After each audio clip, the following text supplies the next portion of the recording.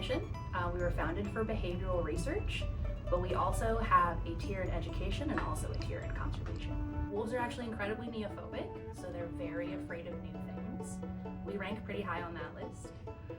But we wanted to study them up close because it's really hard for scientists to study them in the wild from their flight distance, which is actually a quarter of a mile. So we've done, over the years, we've done comparative cognition between wolves and dogs to see what kind of differences there might be between the two species and their cognitive abilities. Research to see if there can be effective deterrents that weren't too aversive for our wolves here. Obviously, the ethogram. One of the very first things we produced was a wolf ethogram. You can think of it as almost like a wolf. Dictionary is maybe not the right word, because it doesn't necessarily give you the meaning behind the behaviors, but at least catalogs all the behaviors that they do.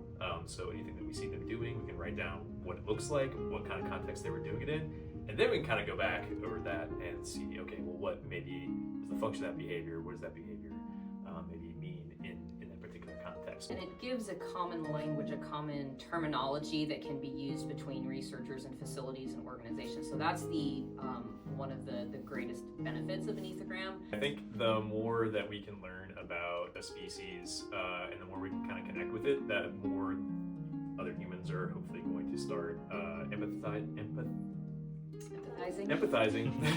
caring about that particular species, and hopefully that will instill a desire to help protect them and the environment in which they live, and then hopefully broaden their horizons to other species and other ecosystems as well, and kind of realize that we're not alone on this planet. Most of our funding comes from the community, programs, admissions, donations, sponsors, members, things like that. We don't have any government or state, federal or state government funding. So yeah, just the people. You guys. Donating, visiting, becoming a member, becoming a sponsor, all those things are extremely helpful. What goes into running a park like this as a whole?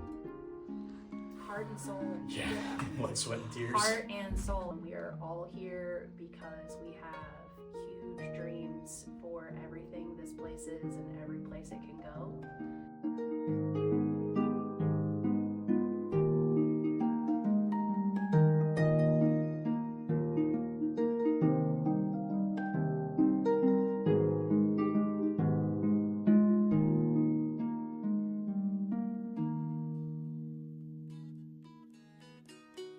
So our How Night programs we have every Saturday night, including when it's snowy outside like this. And these guys are very active this time of year. So we also encourage folks to take advantage of those winter Howl Nights. Sunday is our first winter market, so we'll have some vendors out and some Christmas music. We also are doing a new specialty Howl Night coming up on December 30th.